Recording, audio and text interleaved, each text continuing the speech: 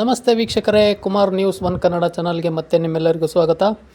ಸರ್ಕಾರದ ಎರಡನೇ ವಿಕೆಟ್ ಪತನಕ್ಕೆ ಮುನ್ಸೂಚನೆ ಕೊಟ್ಟರ CM ಸಿದ್ದರಾಮಯ್ಯ. ಹಾಗಾದರೆ ಆ ಎರಡನೇ ವಿಕೆಟ್ ಯಾರು, ಯಾಕೆ ರಾಜೀನಾಮೆ ಕೊಡಬೇಕು, ಇದನ್ನೆಲ್ಲದರ ಕಂಪ್ಲೀಟ್ ಡೀಟೇಲ್ನ ನಾನು ನಿಮ್ಮ ಮುಂದೆ ಇಡ್ತಾ ಹೋಗ್ತೀನಿ. ಅದಕ್ಕೂ ಮುಂಚೆ ನಮ್ಮ ಚಾನಲ್ನ ಸಬ್ಸ್ಕ್ರೈಬ್ ಮಾಡಿಲ್ಲ ಅಂತಂದರೆ ದಯವಿಟ್ಟು ಸಬ್ಸ್ಕ್ರೈಬ್ ಮಾಡ್ಕೊಳ್ಳಿ ಮತ್ತು ಬೆಲ್ ಬಟನ್ ಮೇಲೆ ಕ್ಲಿಕ್ ಮಾಡಿ. ವೀಕ್ಷಕರೇ, ಸರ್ಕಾರಕ್ಕೆ ಪ್ರತಿಯೊಂದು ಕ್ಷಣದಲ್ಲೂ ಸಹ ಒಂದೊಂದು ರೀತಿಯ ಒಂದು ಕಂಟಕವನ್ನು ಎದುರಾಗ್ತಾ ಇದೆ ಅಂತಂದರೆ ತಪ್ಪಾಗಲಾರದು. ಯಾಕಪ್ಪ ಅಂತಂದರೆ ವಾಲ್ಮೀಕಿ ನಿಗಮದ ಒಂದು ಬಹುಕೋಟಿ ಹಗರಣದಲ್ಲಿ ಕಾಂಗ್ರೆಸ್ ಸಿಲುಕಿಕೊಂಡಿತ್ತು.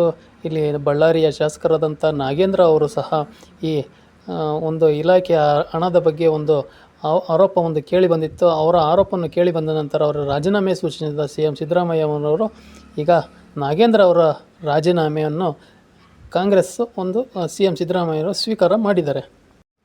ಈ ವಿಷಯಕ್ಕೆ ಸಂಬಂಧಪಟ್ಟಂತೆ ಸಹ EDನೇ ಸಹ ಈ ವಿಷಯಕ್ಕೆ ಎಂಟ್ರಿ ಆಗಿರೋದ್ರಿಂದ ಮತ್ತು CBI ಕೂಡ ಈ ಕೇಸನ್ನು ಹ್ಯಾಂಡಲ್ ಮಾಡ್ತಿರೋದ್ರಿಂದ ಈಗ ಮತ್ತೊಬ್ಬ ಸಚಿವರಿಗೆ ಒಂದು ಕಂಟಕ ಎದುರಾಗಿದೆ ಅಂತಲೇ ಹೇಳ್ಬೋದು. ಶರಣಗೌಡ ಪಾಟೀಲ್ ಮತ್ತು ದದ್ದಲ್ಗೆ ಈ ಒಂದು ಪ್ರಕರಣದ ರೂವಾರಿಗಳು ಇವರು ಸಹ ಆಗಿದ್ದಾರೆ ಅಂತಂದು BJP ಒಂದು ಆರೋಪವನ್ನು ಮಾಡ್ತಾಯಿದೆ. ವಿರೋಧ ಪಕ್ಷ BJP ಸಹ ಒಂದು ಆರೋಪವನ್ನು ಮಾಡ್ತಾಯಿದೆ. ಆದರೆ ಶರಣಗೌಡ ಪಾಟೀಲ್ ಅವರು ಸಹ ಒಂದು ಹೇಳಿಕೆಯನ್ನು ಕೊಟ್ಟಿದ್ದಾರೆ. ಪಕ್ಷ ಬಯಸಿದರೆ ನಾನು ರಾಜೀನಾಮೆ ಕೊಡೋದಕ್ಕೂ ಸಿದ್ಧ ಅಂತಲೂ ಸಹ ಒಂದು ಮಾತುಗಳನ್ನ ಹೇಳ್ತಾ ಇದ್ದಾರೆ.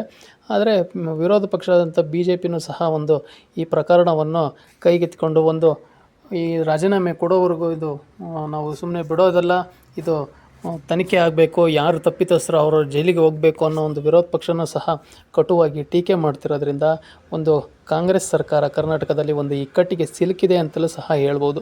ಇನ್ನು ಕೋರ್ಟಿಗೆ ಈ ವಿಷಯದ ಸಂಬಂಧಪಟ್ಟಂತೆ ಹೋಗಿರೋದ್ರಿಂದ ED ಅವರು ಮತ್ತು ಇದರಲ್ಲಿ ಶರಣಗೌಡ ಪಾಟೀಲ್ ಮತ್ತು ದದ್ದಲ್ ಅವರು ಈ ಕೇಸ್ನಲ್ಲಿ ಇರೋದರಿಂದ ಇವರು ಸಹ ರಾಜೀನಾಮೆ ಕೊಡಬೇಕಾಗ್ತದೆ ಅಂತಂದು ವಿರೋಧ ಪಕ್ಷ ಆರೋಪವನ್ನು ಮಾಡ್ತಾಯಿದೆ.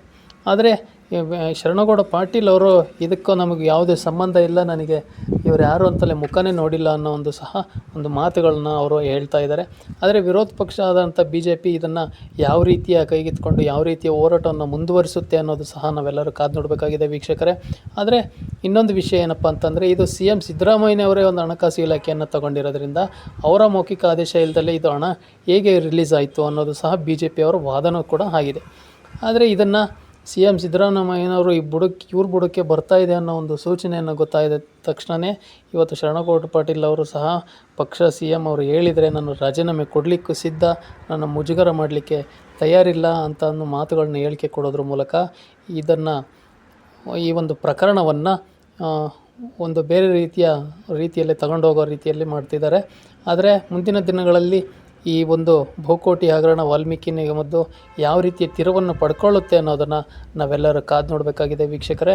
ನನ್ನ ಮಾಹಿತಿ ನಿಮಗೆ ಇಷ್ಟ ಆಗಿದ್ದರೆ ದಯವಿಟ್ಟು ನಮ್ಮ ಚಾನಲ್ನ ಸಬ್ಸ್ಕ್ರೈಬ್ ಮಾಡಿ ಮತ್ತು ಬೆಲ್ ಬಟನ್ ಮೇಲೆ ಕ್ಲಿಕ್ ಮಾಡಿ. ನಿಮ್ಮ ಅನಿಸಿಕೆ ಅಭಿಪ್ರಾಯಗಳನ್ನ ಕಮೆಂಟ್ ಮೂಲಕ ತಿಳಿಸಿ ಅಂತ ಹೇಳ್ತಾ ಮತ್ತೆ ಮುಂದಿನ ವೀಡಿಯೋದಲ್ಲಿ ಸಿಗೋಣ. ಅಲ್ಲಿವರೆಗೂ ನಮಸ್ಕಾರ.